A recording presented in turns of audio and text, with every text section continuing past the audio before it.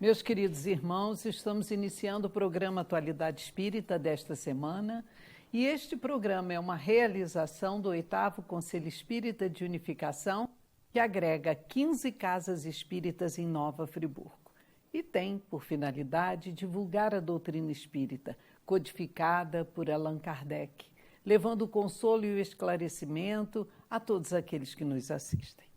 Nosso convidado de hoje é o nosso querido irmão Luiz Cláudio Alfradique. Luiz Cláudio está sempre aqui conosco, auxiliando na divulgação da doutrina espírita. Ele é orador espírita, divulgador de nossa doutrina, palestrante e pertence ao GEPAR, Grupo Espírita Paz, Amor e Renovação, que fica lá em Niterói. Ele hoje está nos trazendo o tema Ressurreição e Reencarnação. Luiz Cláudio, seja bem-vindo mais uma vez ao programa Atualidade Espírita. Uma alegria tê-lo aqui conosco. Muito obrigado. É sempre com muito carinho que a gente retorna aqui e estamos sempre à disposição de tudo que for para a divulgação da doutrina espírita. Muito obrigada. Luiz Cláudio, esse tema, ressurreição e reencarnação, nós gostaríamos que você nos dissesse a diferença entre ressurreição e reencarnação para iniciarmos o nosso programa. Sim. Tem muita gente que até faz confusão disso. Ressurreição, a gente vai buscar o significado de ressurreição, é quando o espírito retorna à vida a um corpo que havia morrido. O mesmo corpo.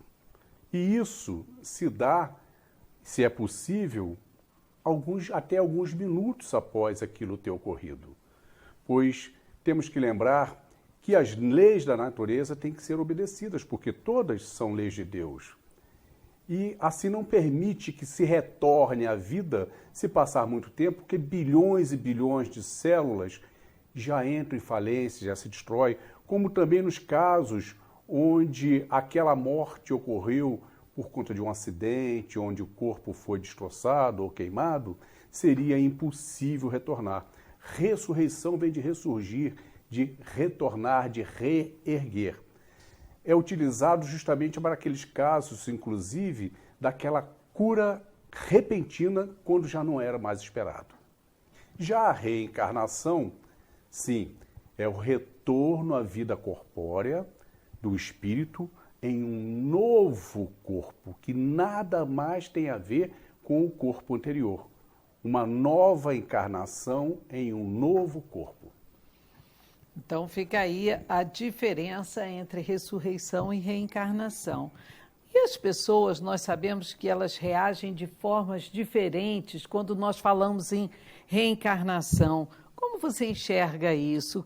Qual a reação das pessoas quando falamos em reencarnação? Sim, nosso querido Divaldo Franco, ele classificou isso com muita clareza ao afirmar que existem 4 grupos diferentes de pessoas quanto à reação em cima do assunto reencarnação.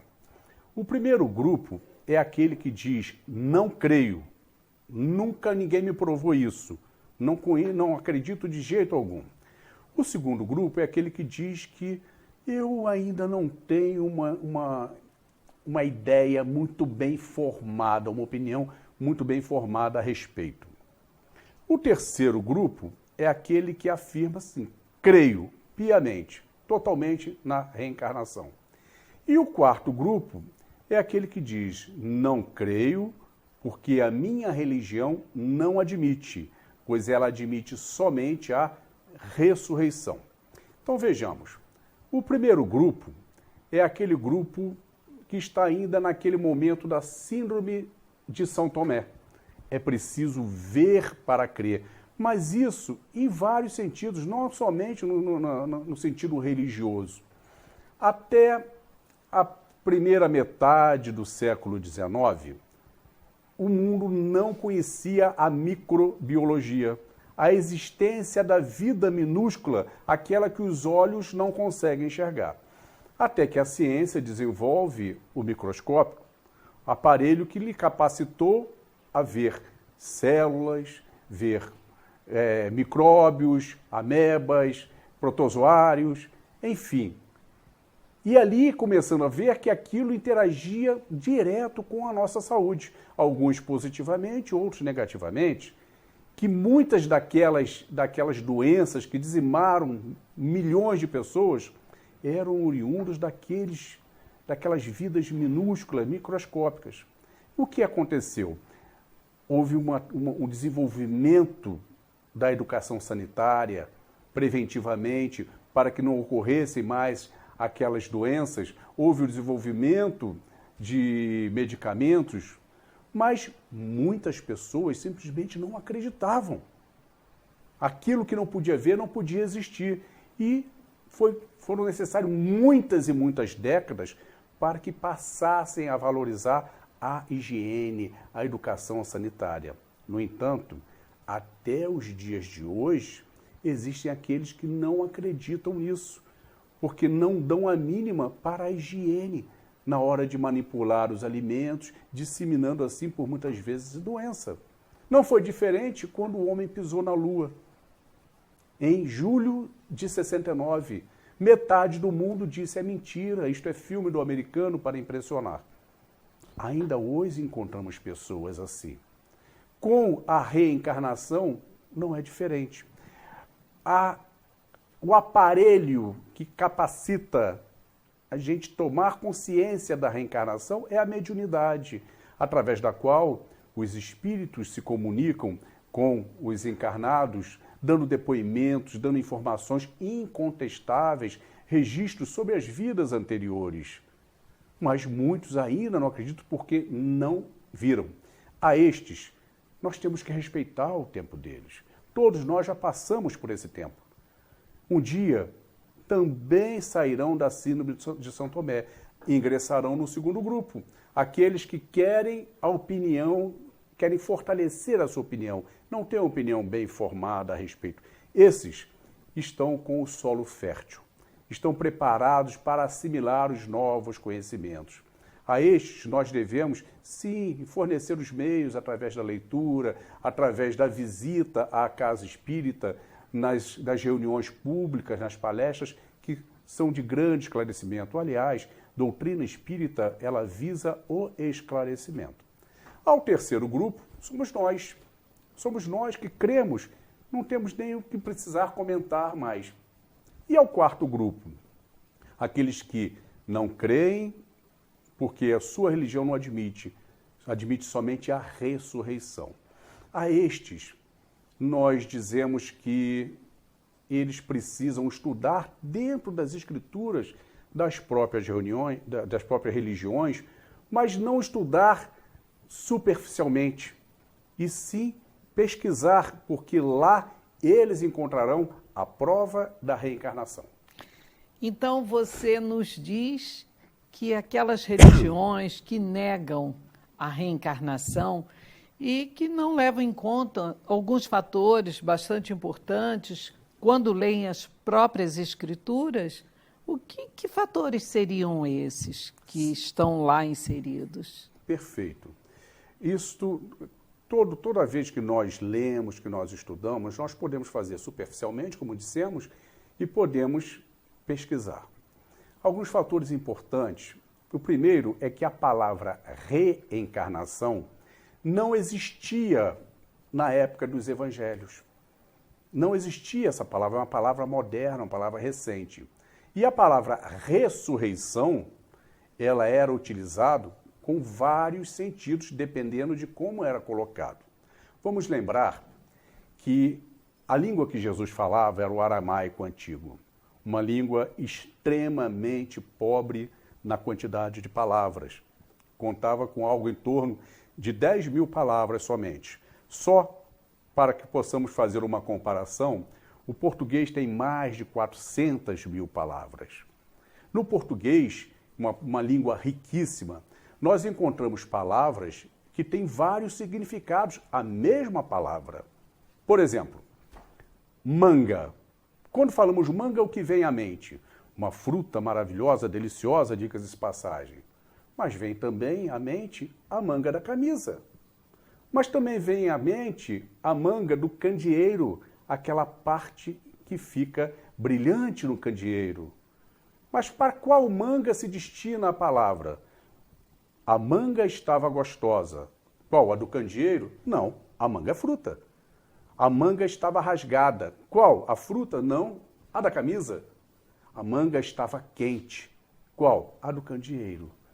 Mas se nós falarmos simplesmente que a manga estava bonita, qual das três? Para qualquer uma serve. Assim, a palavra ressurreição, que existia no aramaico, ela era utilizada em vários sentidos. Entre eles, o sentido de reencarnação. Vamos adiante. Os judeus, naquela época, acreditavam na reencarnação. Aquilo era uma realidade para eles, até mesmo por influência da cultura egípcia. Vamos lembrar que os judeus, por mais de 350 anos, foram escravizados pelos egípcios. E os egípcios, eles acreditavam na reencarnação, tanto é que as pessoas eram sepultadas com os seus bens para que pudessem voltar a utilizá-los na nova vida. Os mais poderosos eram sepultados, inclusive, com os seus servos, para que pudessem continuar servindo-os na nova vida. Os egípcios até acreditavam também na metempsicose, que é a reencarnação não em corpo humano, mas em corpo animal. Para aqueles que fossem desobedientes à lei de Deus. Uma estratégia para dominar a massa, porque sendo o faraó um ser divino na figura de filho de Deus, aqueles que não obedecessem faraó tinham medo de voltar numa nova vida como animais. O que nós sabemos hoje que é impossível, pois o espírito não retroage no seu desenvolvimento. Uma vez humano, daí só adiante, nunca retroagia. Mas os judeus, eles tinham ali essa crença. E lá nas Escrituras, nós encontramos algumas passagens onde eles demonstram isso. Falam a respeito, né? Você poderia citar, então, algumas dessas passagens que falam dos judeus aí? Sim, sim. Está lá uma delas está no Evangelho de Lucas, onde o relato de que Jesus estava acompanhado de seus discípulos ali nas cercanias de Cesareia de Filipe, o que hoje é um parque arqueológico, quase fronteira de Israel com a Síria, no nascedouro do Rio Jordão. E ali, entre os seus discípulos, de repente, Jesus pergunta: o que dizem os homens sobre o Filho do Homem? Ou seja, o que dizem os homens sobre mim? Quem sou? E uns responderam: Senhor, há quem diga que és o Elias retornado. Outros dizem que és o Jeremias. Outros afirmam que és o João Batista. João Batista já havia sido executado. Outros dizem ainda que é outros dos profetas. E Jesus pergunta: e vós? O que dizem? Simão Pedro toma a palavra e diz: Senhor, és o Filho do Deus vivo entre nós. Bem-aventurado seja Simão, pois não é o teu corpo, o teu sangue que responde, e sim o meu Pai. Até fazendo uma alusão à mediunidade, à intuição de Simão Pedro. Aí seguimos adiante. Se eles admitiam, alguns diziam que ele era o Elias retornado, não poderia ser uma ressuscitação, pois Elias havia vivido 350 anos antes. Logo, se fosse o mesmo corpo, Jesus não estaria com um corpo de 30, e sim de 380. E com características também físicas Totalmente diferentes. Se fosse o Jeremias, um corpo lá de 280, 250, e outros dos profetas.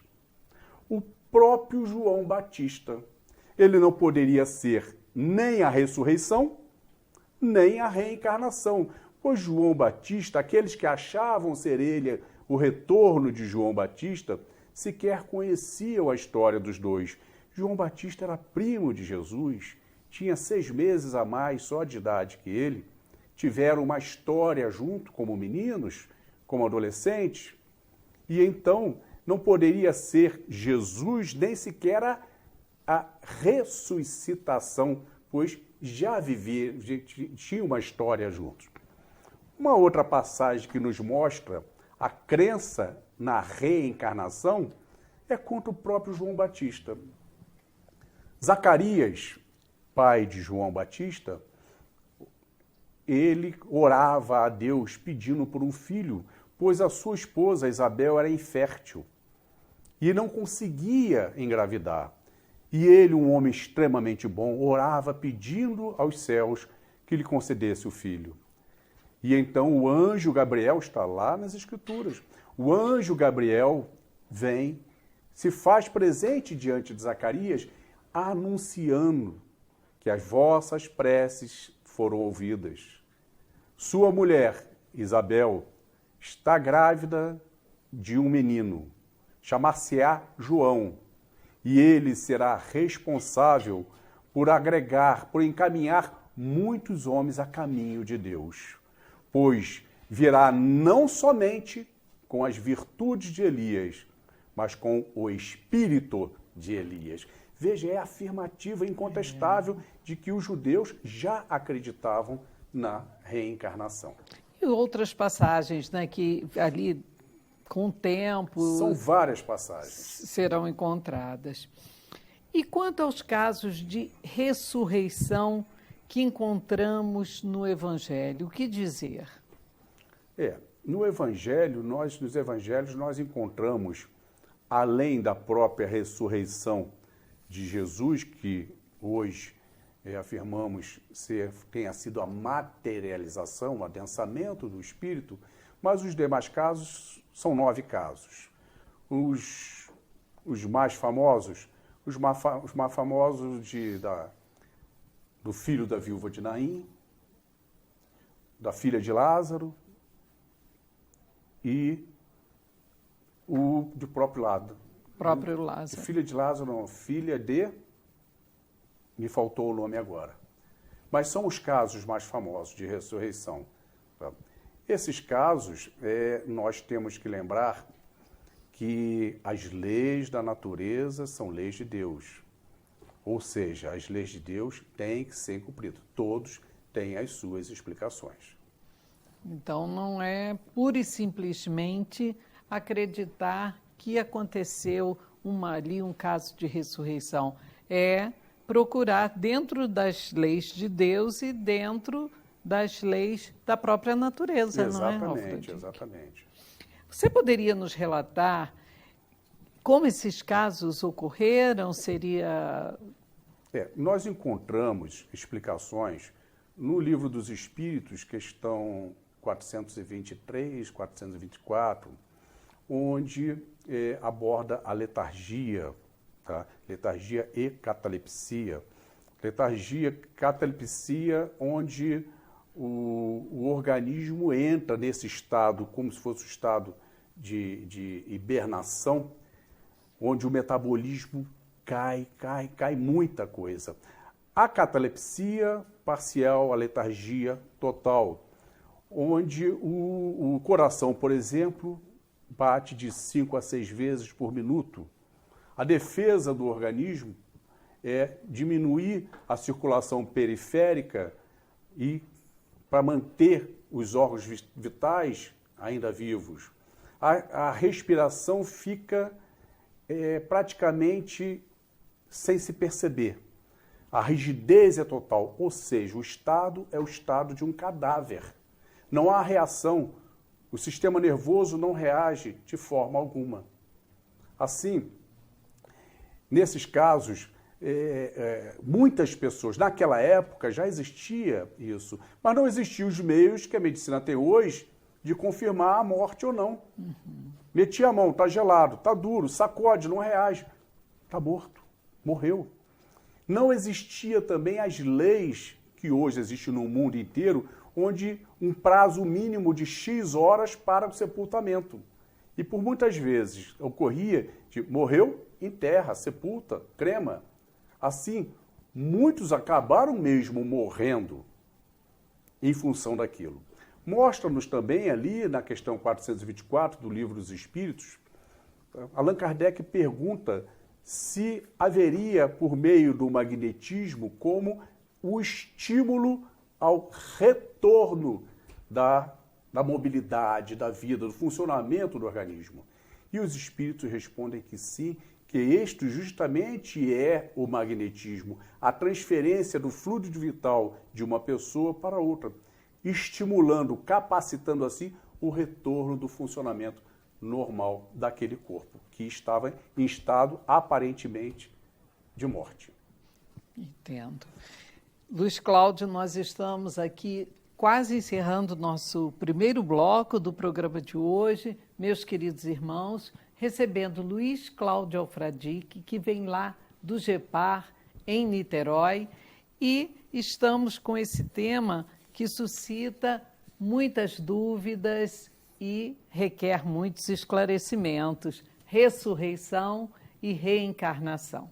Nós vamos agora a um breve intervalo comercial e retornaremos logo a seguir para darmos continuidade a esse nosso tema.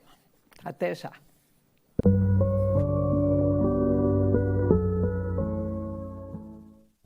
Nogueira Plantas, a sua melhor escolha na ambientação de jardins e interiores. O que você procura para dar aquele toque especial nos mais diversos ambientes ou simplesmente presentear quem ama. Ligue ou venha nos visitar. Nogueira Plantas, Rua Dom João VI, 475 no Cônego, 2528-3030. Para baixar o aplicativo da TV Zoom, entre na Google Play se o seu dispositivo for Android ou na App Store se você estiver usando o iOS. No campo de busca, digite TV Zoom e ache o nosso ícone. Clique no botão para baixar e aguarde a instalação. Pronto! O seu aplicativo TV Zoom já está pronto para você usar. Abra o aplicativo e veja o ícone ao vivo. Clicando nele, você assiste a nossa programação em tempo real, em qualquer lugar, 24 horas por dia. No ícone Vídeos, você assiste matérias do Zoom TV Jornal e programas exibidos durante a semana. Em Notícias, você confere informações sobre o mundo, Brasil e Nova Friburgo. E no botão Envie, você pode nos enviar fotos e vídeos diretamente do seu celular ou tablet. Baixe agora e descubra muito mais opções no seu aplicativo TV Zoom.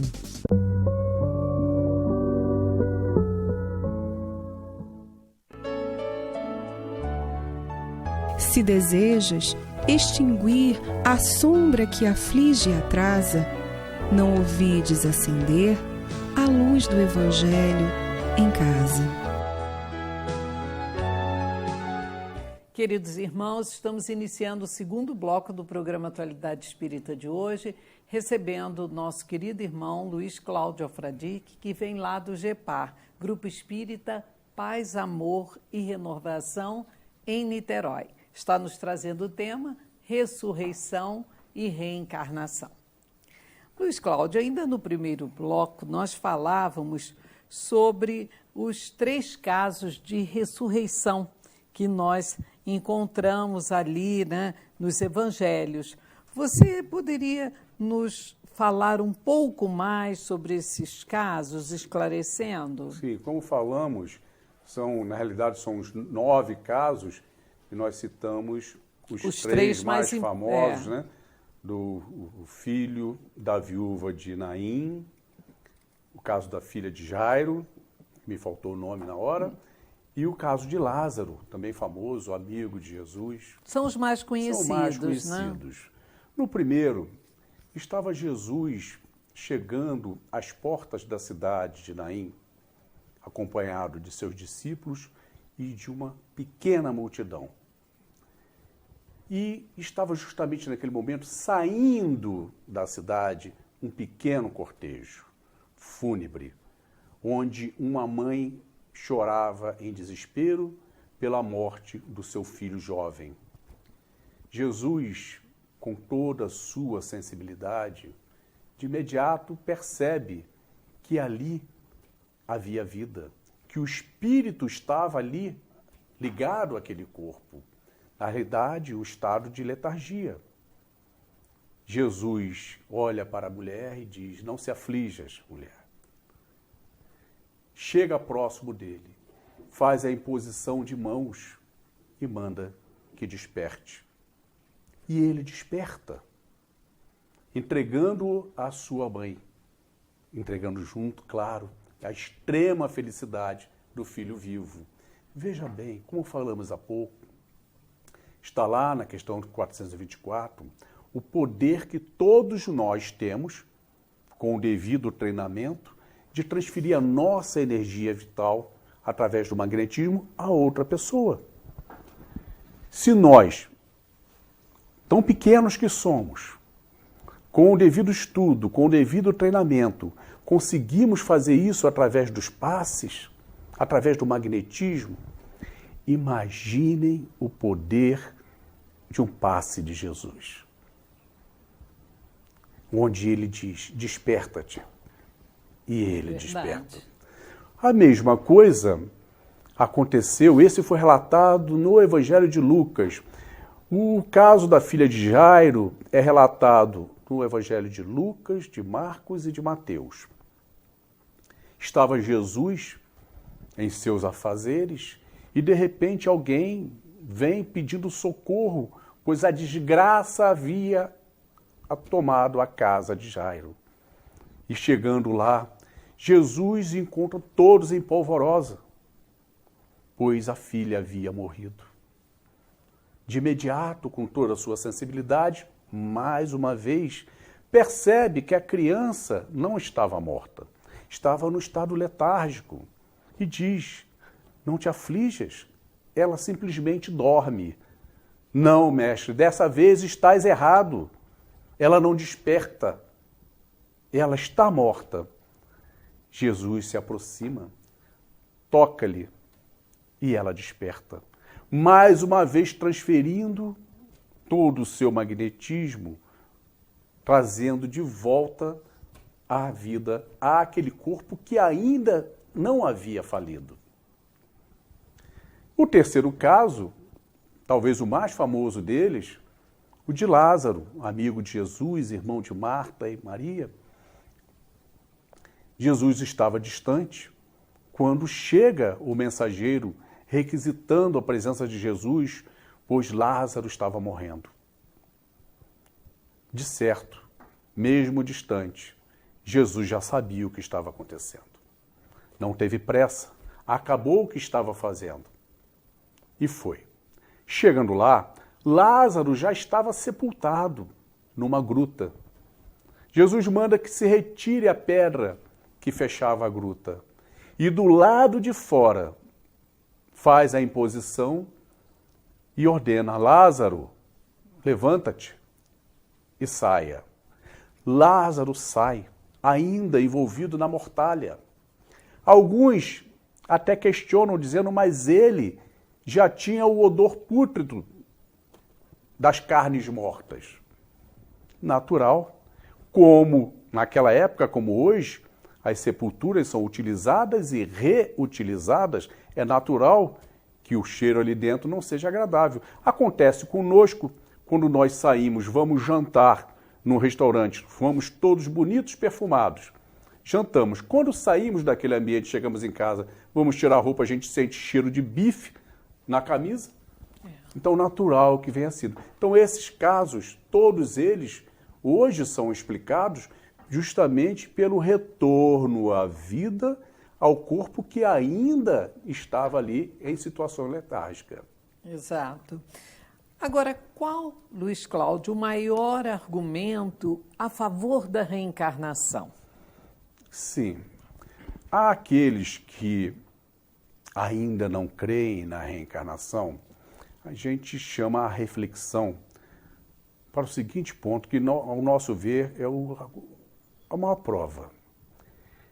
Onde estaria a justiça infinita de Deus, a bondade de Deus perante a toda essa desigualdade que vemos no mundo? Somos 7,5 bilhões de habitantes em condições diversas, onde alguns nascem saudáveis, bonitos, numa casa harmoniosa, num lar harmonioso, num lar onde existe uma condição econômica favorável que lhe dará cultura, lhe dará saúde, lhe proporcionará alimento, lazer, tudo de bom. E ao mesmo tempo outros nascem doentes, aleijados, cegos, débeis, por vezes num lar onde a única coisa que não existe ali é a harmonia, as pessoas batem cabeça umas com as outras. Um lar, às vezes, numa condição econômica na miséria, onde não terão as oportunidades da escola, da saúde, do lazer, nem pensar. Como Deus, nosso Pai, o Criador, nos daria esses dois extremos se fosse apenas uma possibilidade de vida, uma encarnação, onde um vai viver feliz o tempo todo e o outro o tempo todo no sofrimento? Seria admitir que Deus tira na sorte, joga dados, deu par, esse vai ser feliz, deu ímpar, esse aí vai sofrer um pouquinho. É claro que não, Deus não é cruel, Deus é bondade infinita. Assim, é através das reencarnações que todos nós, sem exceção, passamos e ainda passaremos por todas as modalidades de provas necessárias ao nosso desenvolvimento. A prova da miséria, por exemplo, ela ajuda aquele espírito que tinha conseguido ainda vencer o orgulho. Diante da necessidade, na miséria, ele ali combate aquele orgulho que por tantas vezes causou o mal. Assim nós vamos de vida em vida, de reencarnação em reencarnação, passando pelas provas e as expiações necessárias. Deus, através da dádiva da reencarnação, nos proporciona também que voltemos a conviver com alguns dos nossos afetos do passado, mas principalmente nos permite retornar a viver, a conviver com muitos dos nossos desafetos, principalmente aqueles com os quais somos endividados, aqueles a quem fizemos o mal, aqueles a quem se tornaram nossas vítimas e alguns até nossos carrascos. Em sua sabedoria infinita e bondade, permite que retornemos, inclusive, a esta convivência debaixo do mesmo teto. Às vezes na figura de um filho, de um pai, de uma mãe, de um esposo, aquele que no passado foi a nossa vítima, para que possamos ali, através da nova convivência, do desenvolvimento do amor, sepultar todos aqueles motivos devastadores de outrora, sepultar o orgulho, a inveja, o egoísmo, que foi o que acarretou o nosso endividamento no passado, os nossos erros do passado. E através deste amor, consolidando isto, doravante, sempre irmãos ligados por este amor. Luiz Cláudio, que beleza tudo isso, né? Então, seria a dádiva da reencarnação é a nossa garantia quanto às nossas infinitas possibilidades de evolução ao longo de nossas múltiplas existências vindouras? Seria isso? Exatamente. O que ocorre, como falamos há pouco, o espírito não retroage no seu desenvolvimento. Tudo aquilo que a gente consegue desenvolver, desenvolvemos uma determinada virtude. O que é o desenvolvimento do espírito? Ao longo das nossas encarnações, nós vamos transformando as nossas falhas, os nossos erros, os nossos sentimentos ruins em virtudes. Então, o nosso desafio, encarnação após encarnação, é estarmos sempre reparando e desenvolvendo novas e novas virtudes. A cada etapa, nós temos novas oportunidades. Os espíritos nos falam que nós, inclusive, na grande maioria dos casos, participamos do planejamento, da escolha das provas e expiações necessárias, porque quando retornamos à espiritualidade, tomamos ciência de onde nós erramos, onde nós falimos, o que poderíamos ter feito melhor e não fizemos. E assim imploramos por uma nova oportunidade para retornar à carne, passar por aquela prova dentro do que nós achamos que aprendemos. E vamos colocar em provação na encarnação, pois quando retornamos, a nossa memória do passado está apagada. Senão seria a mesma coisa que ir para a prova na escola com a cola. E ali sim, cada etapa suplantada, novos desafios. Só que quando a gente faz esse planejamento, a gente vê tanto erro, nós ainda somos tão falíveis que nós apresentamos uma lista de provas que queremos passar.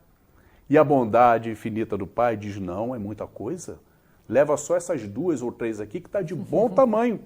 É isso que quer dizer aquela frase de que Deus não coloca fardos pesados, mais pesados do que os nossos ombros podem suportar. Assim, nós nunca retroagimos, estamos em processo de evolução permanente através da dádiva da reencarnação. Luiz Cláudio, este é o nosso último programa, meus queridos irmãos, do ano de 2017, que se finda agora, né? E eu gostaria que você falasse um pouco sobre esse pensamento que devemos ter de esperança, de fé, num ano que se inicia, não lamentando as ocorrências deste ano que para muitos foi bastante difícil, mas todos eles têm esses percalços. Ao término do ano, fazemos esse inventário e vemos que nem tudo foi de alegrias. Então, eu gostaria que você deixasse aqui suas palavras finais, nos trazendo uma mensagem de esperança, de otimismo para 2018 que se aproxima. Perfeito, perfeito. Ainda tomando um gancho na resposta sobre a reencarnação, como nós falamos, o nosso desafio, estamos nesta vida lutando nosso dia a dia pela nossa reforma íntima, para que possamos ir melhorando.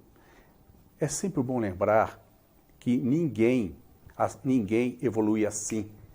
A natureza não dá saltos na evolução. Ninguém vai sair da casa espírita ou do templo evangélico ou do templo católico com as suas asas prontas. A cada dia nós podemos melhorar um pouquinho e esse é o nosso objetivo. Mas há aqueles que, como nós, já creem piamente na reencarnação, têm um alerta. Nós temos que redobrar a nossa autovigilância. Porque cremos tanto nas novas oportunidades vindouras que, por vezes, usamos disso para o nosso comodismo.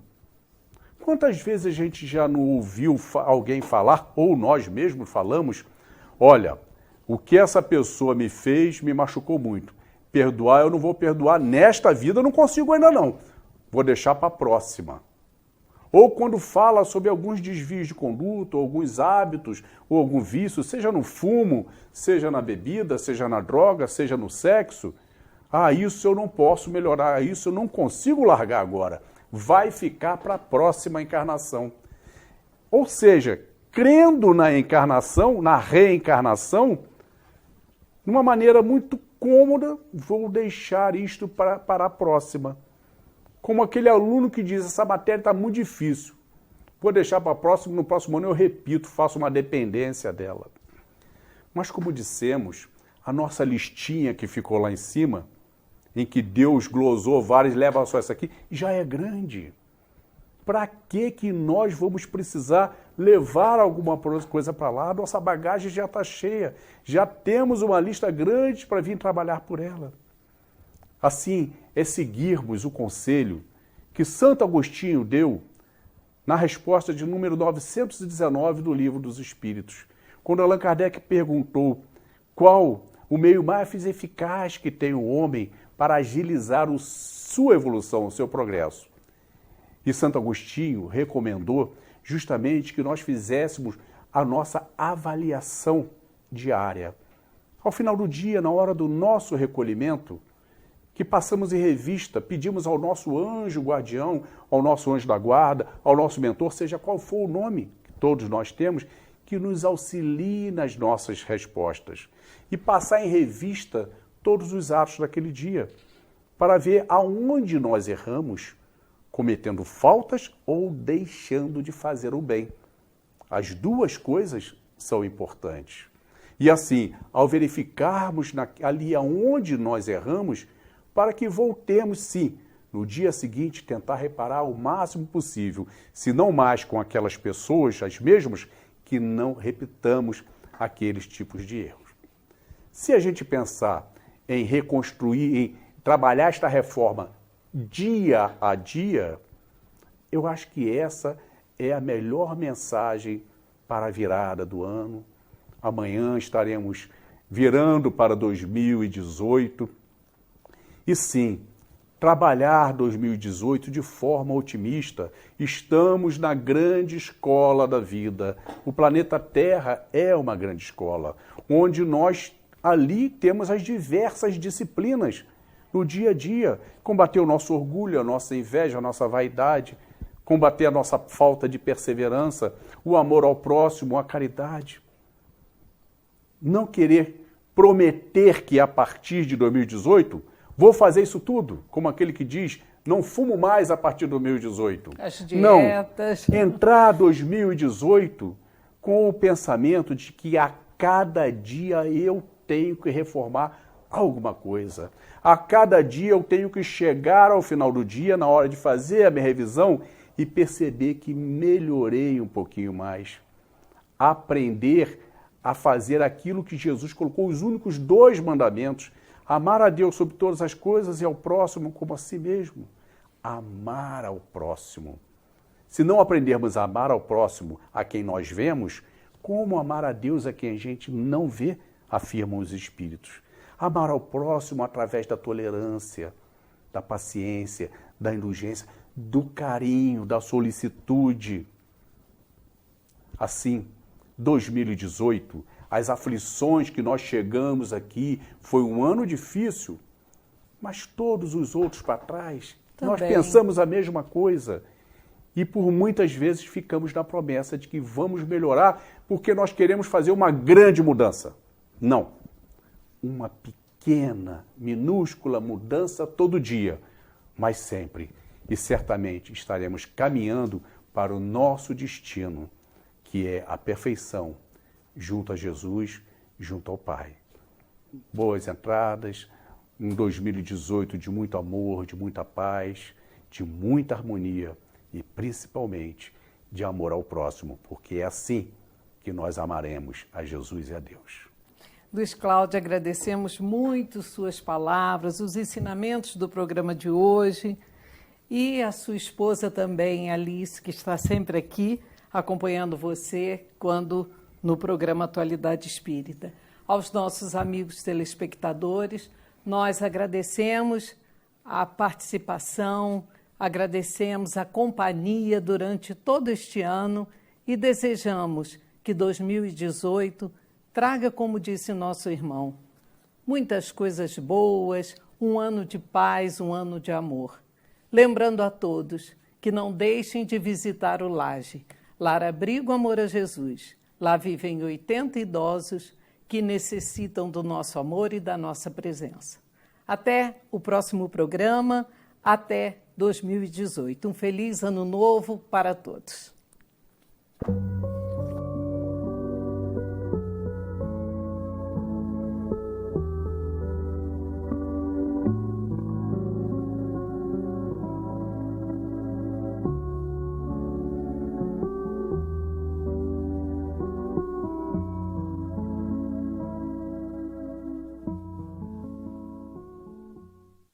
Este e outros programas você assiste no aplicativo TV Zoom.